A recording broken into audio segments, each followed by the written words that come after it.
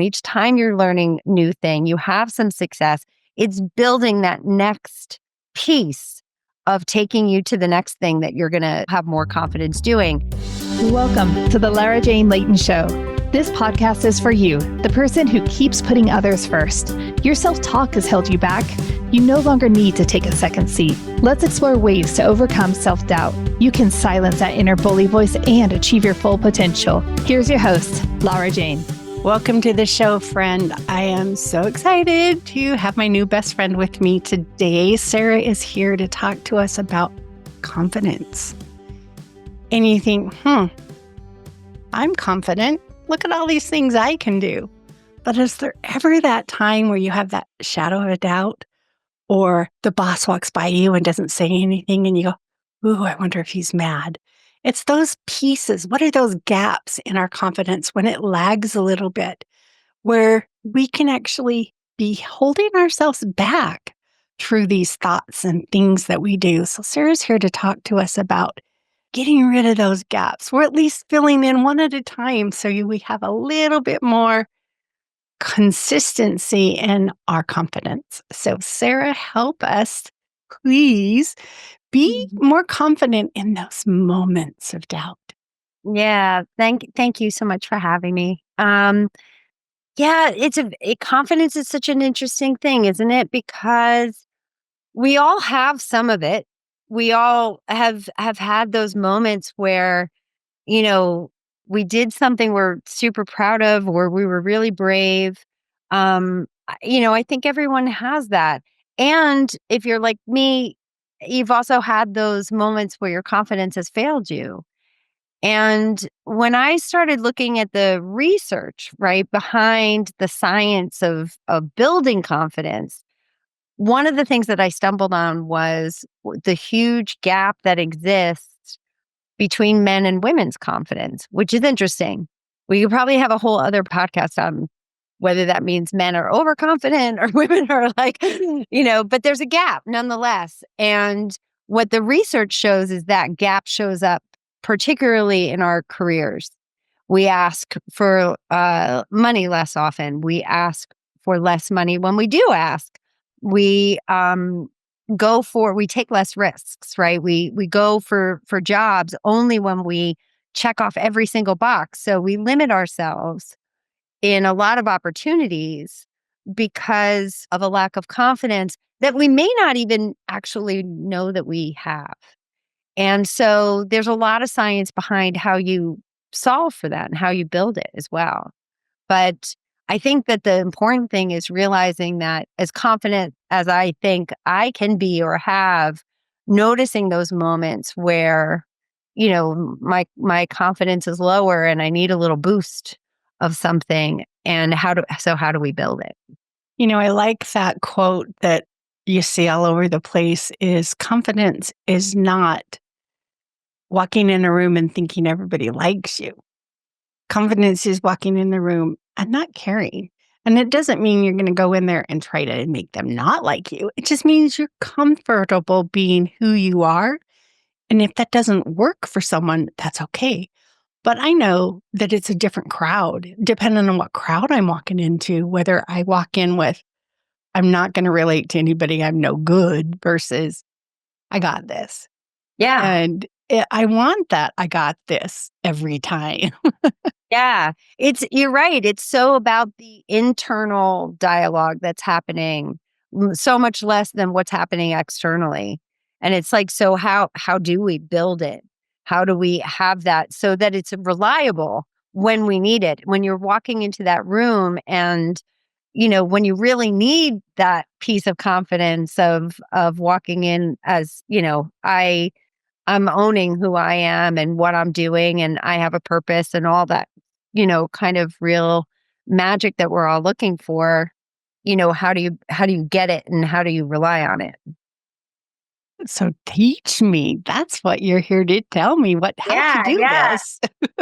What's fascinating is that there's a couple of things, right, that build our confidence, and what we all know something about this. It's like you have an experience, right? You go do something particularly if you go do something that is a little bit outside of your comfort zone, right? So you learn something new, you get outside your comfort zone, you have an experience that kind of builds, you have success with it, that builds sort of this molecule of confidence. Or yeah, and then the next thing that is the impetus to do the next thing, right? So it goes around kind of in a sort of a cycle of each time that you get outside of your comfort zone, each time you're learning new thing, you have some success, it's building that next piece of taking you to the next thing that you're going to have more confidence doing. So if you look at it, it's hard because people can't see right now, but like, you kind of you're going up on a spiral, right? And it's like getting on that spiral is all about the getting out of your comfort zone, learning new things. And for women in particular, it's about surrounding yourself with other confident women and also helping other women. Because I love that part in particular, that you build your own confidence by helping somebody else is so wonderful because it's kind of a flex in a way, right? You're the person who's in an authority position, or you have the wisdom or the experience. It's kind of like acknowledging to yourself, like, I have something to offer. And so you build your confidence by getting involved with other women in that way as well. And so it's very interesting. It's like the more we expand that comfort zone, the more it expands on itself, and you kind of just get into sort of a flywheel. If you do it often enough, you really build something that you can rely on for whenever the next thing is that you're like, ooh, this is scary, or I don't have as much confidence. You have all of these experiences then that you can call on, like a drafting from a well, of confidence and experience that you have. It reminds me of that quote of everybody was a beginner at one point. And remembering that there was nobody in this world, I don't care how good they are at what they are doing, they started as a beginner. We all started as a beginner. And being okay with not having all the answers Mm, is so critical to, I can learn this, not I don't know this. It's yeah. I can learn this and I can do it, in giving yourself that grace to learn. And I think that's kind of one of the pieces that what you were just talking about reminded me of is it's okay to be a beginner. I love that because I recently did an event that we were teaching wilderness survival skills. And we had to remind people a lot that the first time is the worst time, right? The first time you're going to try something is the worst time you're ever going to do it. And being okay with that. And the other thing that what you just said sort of brings up for me too is in all this research, right? And this is sweeping generalization. So it's true for every woman to one degree or another. So, but for the most part, women tend to focus on competence instead of confidence, whereas men, it's the opposite. And what they've shown is that confidence is actually a bigger metric in terms of the influence on your success. And so that shows up in places like, let's say, like taking risks, right? A woman may, if she's got an idea at work, she might go all the way in figuring it out, like making sure that it's perfect and before presenting it to anyone. And by that time, we've done so much work, in getting it to that point. If it's rejected, it can be a blow, right? Whereas somebody else with a lot of confidence may just wing it and say, I have this idea. It sounds like this, da, da, da, da, da, kind of thing, and just putting it out there. And if it gets rejected, they go, okay. And then they're back in the next day with, I got this other idea. And they're taking more shots on goal, right? And it is a difference between how much we focus on, not that competency isn't important, but we tend to focus like in grammar school, you have to like learn the text, study for the test, and then you take the test kind of thing. But the our careers and lives sort of work differently than that. And and I'm sure that you've all seen it, like, in operation of, like, the confident person who's just, like, getting all the shots on goal, for instance, and it works out a lot better in the end. So says the research, right? So, you have to see if this is true for yourself, but it's certainly, even if it's only, 50% true. The thing that I love about it in particular is in terms of the ways that we can build confidence. It means that as individuals, we we can change this. There's a way as individuals that we can actually impact our careers and our lives by getting out of our comfort zones, learning, hanging out with confident women, all of those things, right? If you bundle those up and really make an effort towards them, you can actually accelerate your career, get more money, all those things. And we don't have to wait until the world changes, because apparently the world is supposed to change in 130 years or something, and where we'll get pay equity, right? It's like, well, great for like my whatever that is going to be, my great, great, great grandchildren. But I don't want to wait for that. And individually, we don't have to, because yes, there are lots of macro factors in this conundrum, but this is the one piece that we have control over. And so we can actually do something about this for ourselves. All those thoughts is like my mind's going in 1,000 directions.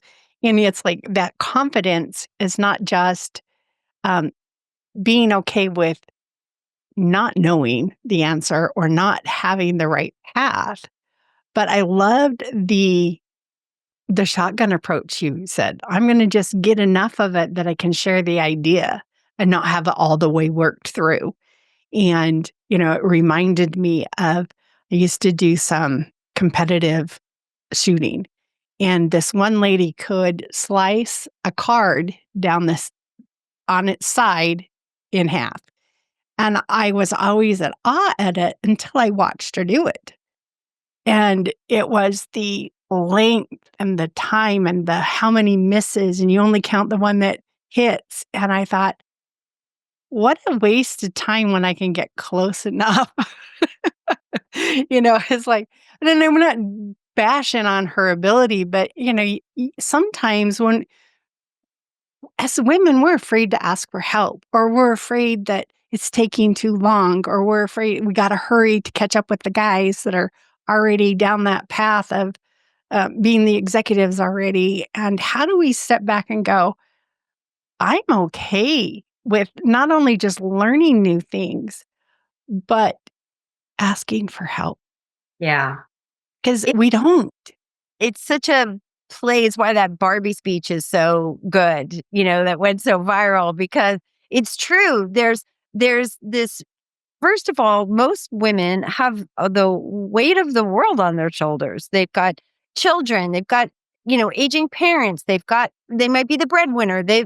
There's three, and don't tell me that she's not also running around after kids or cooking dinner and all the other stuff. It's like, even if there are shared, tasks in the home and all of that, it's like there's still so much on women's shoulders. And so, and there's sort of this talked about, not talked about kind of expectation that we put on, that we're supposed to be doing it all. And we're supposed to be doing it all on our own. I saw Sally Krawcheck, who's the CEO of Ellevest. She used to be the CFO of Citibank and lots of other financial companies. And she rose up, before my time too, of like, when it was very, very few spots in the executive suite for women. And her story is incredible. But she said men have made their careers like a team sport, and women have made it like a solo sport. And it's one of my missions to really try to change that because, to your point, asking for help, some women are better at than others, some men are better at it than others, but we actually need help. We need help. And if we try to do it all on our own, we're not going to get as far. Well, and we're going to be exhausted. When I might not do all the tasks around the house, but I'm conscious of them. And if they're not done, I know they're not done. Where I don't know if other people notice the not done. And it's Yeah. like, why do I care if nobody else Yeah. cares? There's a term for that. It's some sort of, yeah, there is. I'll find it for you after we talk, but it's some sort of like it's like an emotional energy, like this awareness that, moms and most women tend to have of like, you might not be the person who's going to the store to get the butter, but you are like using, brain space in the fact that we don't have any butter, which is exactly what you're saying. And there's 3 million details in there. And I'm not trying to say men are bad or women are better or any of that. No. Just saying it is for me and for the women that I know, that is a very common experience of the world that we're in. And so what do we do? So what do we do we can't just wave a magic wand. What do we do about it? Mhm. There was one, I get off the subject all the time, but there was this one project I was working on, and we are all going, we need a magic wand to pull this off. And so I bought everybody magic wands. But you're so right. There isn't just that one thing that's going to work for everything. And that's where it's fun to figure it out. And learning to love the figure out piece will help you gain confidence because you can figure it out instead of dwelling on the I don't know. Yeah, absolutely. Or dwelling on, I don't know it well enough. I was talking to someone who had an interest in something scientific. And she's not in a scientific field, but she was like, I'm going to go back to school and get my master's about that. And I was like, but can you just read a book about it? Like, why do you have to get a master's in it? Like, you're not going to do anything with the master's. She's just interested, And it's like, yeah, like really high achieving, ambitious women. It's like we tend to think like, oh, I have to know everything about this, or I have to like check every box, or, I have to have some sort of credential. And that is really where confidence comes in. And in terms of, I'm going to just rely on myself. And I'm not saying you don't get the knowledge, but, there's extremes to it. You can't wing it all the time. And at the same time, you don't have to go get your master's just to know something about a subject that you're interested in. But if that's what makes her feel good, she should. She She would rather read the book. I don't sure. need that credential behind my name or in front of my name to communicate about the subject or to work around that subject. But if I'm going to be the person leading it, then maybe I need to have that. Hey, somebody else also said I know this. So it's like, what level of confidence or what level of knowledge do you need to feel comfortable of moving through the unknown? Well, it's funny because the unknown is the unknown, right? Like you can't get a bunch of knowledge about the unknown before you get there. It's like, that is the piece that really builds that muscle, right? Of like, I've never done this before and I'm going to go do it. It's I know how to walk into a dark room and find the light switch. You don't have to know what's in that room, but you have to yeah, feel comfortable enough that you can start turning on the lights so that you gain the information. yeah, yeah. It's a good way to put it. I don't know what's in that. Yeah, I think, and a lot of us love to learn, don't you think? And we hide that learning process and try to be perfect. And I just got really comfortable with saying, I don't know the answer to that. I can have it to you by the end of the day. Yeah. That's good enough most of the time. Kind of like what you said. I can't remember the word for that, but I'll get it to you. And Yeah. that's where I think when we say those things, people appreciate that more than a bunch of bullshit coming out of your mouth. Agreed. Agreed. It builds trust. It totally builds trust when you can admit that you don't know and be okay with it. And the other part for me too is realizing when I don't know something and moving towards it is, the way I guess I think about it too is I don't, as far as I know, I only have this one life. And if I have more, I don't remember them. So it might as well just be this one life. And how am I going to spend it? What am I going to know by the end of it? What am I going to have experienced by the end of it, more importantly? And so that sort of changed the way that I've been looking at things that come up for me of, my husband is incredibly capable and handy and can build things. And, I've been afraid of power tools for a long time. I'm so afraid of like chopping off my fingers or something. And so now when I see him doing it rather than like sort of going, oh, great, I'm glad he's doing that, not me. I'm now trying to take an interest of like, show me how to do it so that I can get over that kind of thing. And that's really the terrain that we're talking about. It's like really going towards those things rather than shying away from them and being like, because we do that too. When we were kids, we had gym, we had art, we had music, whatever it was. You like maybe people had shop, you know, and home ec. You were sort of forced to do a lot of different things, regardless of whether you were competent at them or not.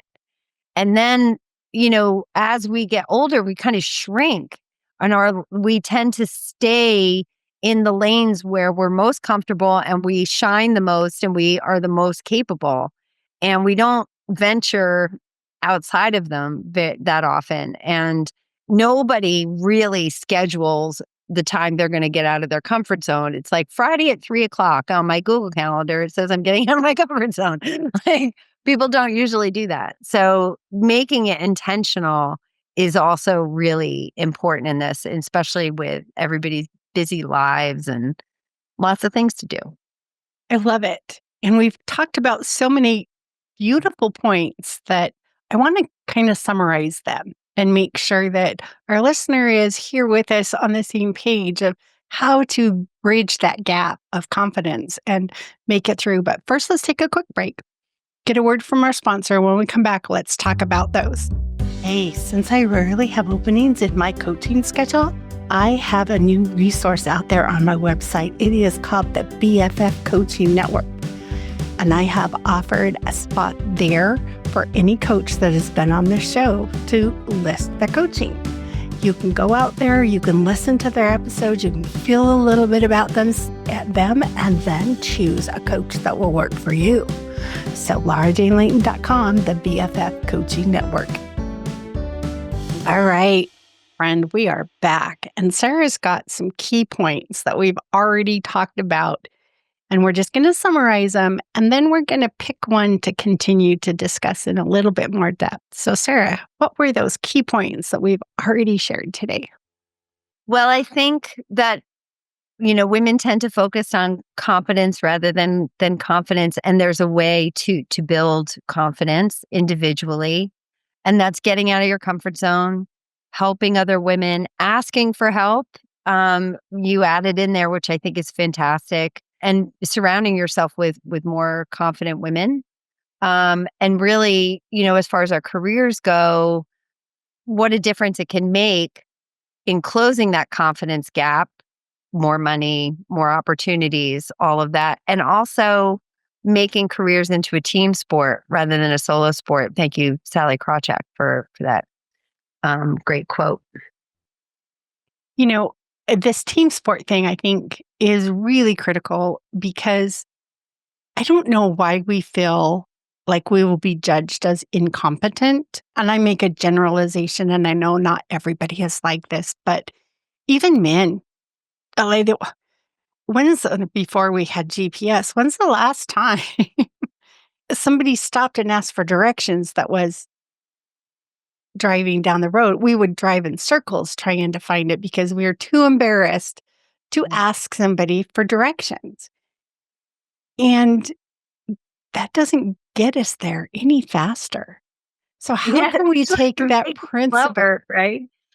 And just from that example, like, who do you think is more confident, the person who drives around in circles or the person who pulls over and asks for help? It's so clear because when it's another person, you're like, "Will you just stop?" "Just stop. We're at a gas station." And like, luckily now Waze just tells us everywhere to go, I guess. But it's a good example. It's like the more confident person actually goes and asks for help.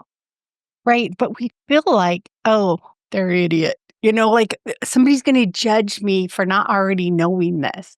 And, that was more of a way of thinking about it, but it's in our corporate world. It's, "Oh my gosh, I was just asked to make a business continuity plan, and I don't even know what that means." And so what do I do? Google it. Okay, we all did that. Now what's the next step? So what is it that you've been asked to do where you just go, "I don't even know." But what did you do? You dug in and you figured it out. And it's Yeah. okay to ask for help. I mean, this was years ago when I had to do business continuity plans, but I went to another company that had one. And we sat down and we talked about what they did and how they framed it, and all of that fed into how I created the one for the company I was working for. So not that that's but it's a thing. There's places. There may not be anybody in your organization that knows. So how do you find it? I remember when I started out as an IT vice president over all of our information services, and going and saying, okay, I've got to go be um, what are those clubs or associations that you meet once a month? Because I gotta learn what other people know because there's nobody in my organization that knows it. And Yeah. so you find these places, whether where I know everybody has it, accountants have it, landscapers have it. We all have those associations where you can learn knowledge from other people. And it's being willing to do that. Yeah, I would agree. And I'd add too, just because this was so incredibly pertinent. I read a Harvard Business Review did a great article. It's a couple of years old now, but it talked about the difference in women's networks and men's networks. And men tend to have what they call a connector network. So there's lots of people, and they can, they're not deep relationships. There's a sort of a quantity, and they're well connected in their network.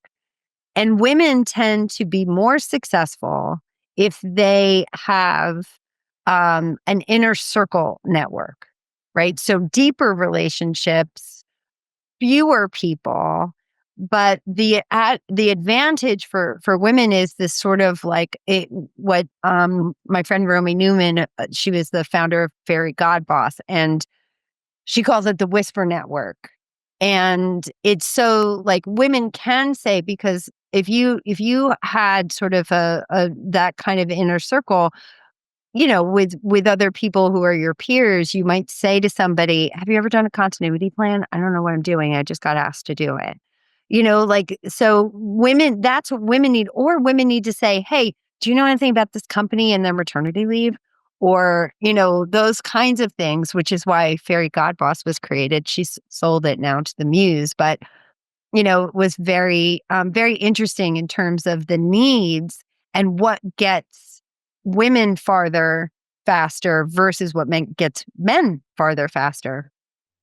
I think both are important because I have my deep, close, deep inner circle that you can just talk about anything and everything, but they don't have all the connections. Yeah. And these people that have these broad, huge connection networks are like, you go, how did you do that? And it's like you go up to a guy and go, do you know anybody that has X? Oh, I have this friend George. He probably does. And then you ask George, and George asks Henry, and they're okay with that. And so they have this gasping people that are willing to step in and help them find what they're looking for.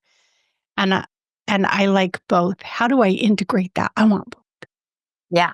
Even in the Harvard Business Review, they say like both are valuable. It's just an interesting difference of what is more valuable for each different kind of sector of our society, I guess. And I guess technically we have them both. Do we use them both? Would be the real Yes, question, important right? too.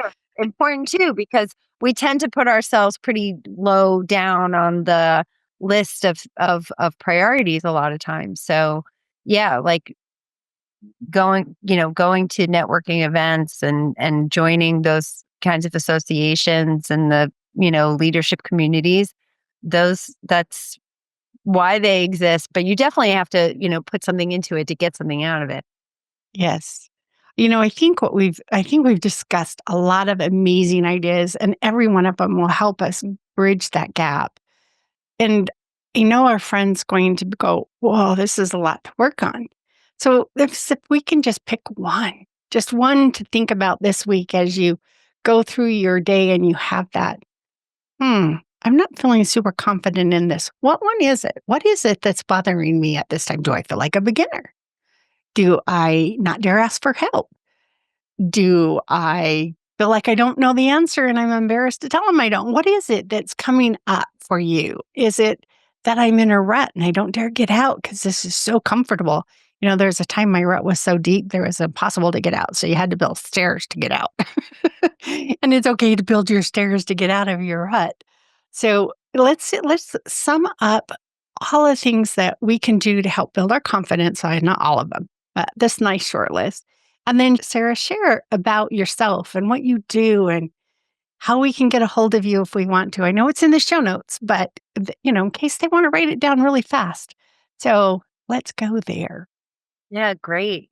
I would say that the one thing that, for very all of you were very busy. What is sort of one thing is, we all have kind of impulses that will pop up or little whispers in our head of I'd love to do this. I'd love to go for a walk. I'd love to, could be very small things.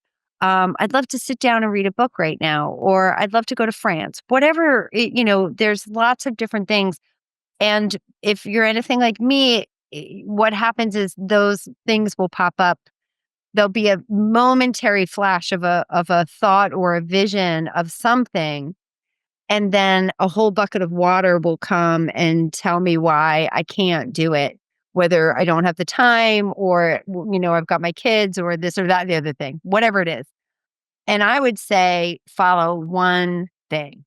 Just follow one of those things. Give yourself permission, and it can be small or big, whatever comes up, because we just don't know where those things will where they come from or where they lead. And if we've poured enough buckets of water on them over the years, they are very faint voices that come through. And so the more that you listen to them, the more the louder and the stronger they will get. But I feel like everybody has those moments or those times, and we tend, if you're like me, to either stay in comfort, so it's a way to follow your own wishes to get out of your comfort zone and not jump into something just because it's outside of your comfort zone, but something that you really somewhere in you is wishing to do. I love it. So tell us about you. So, I have had a long career in advertising. I left corporate America in January. I was the chief revenue officer of an ad tech company. I've, spent 10 years at the Wall Street Journal. I've had a big career. But in my early years, as I was climbing up the ladder, I took a hard right turn and moved to Montana for 7 years. And out of that journey, I was from New York City, New Jersey area. I learned a lot out there that I never thought I could do. Went way out of my comfort zone, and then moved back after a divorce and went straight back into up the corporate ladder.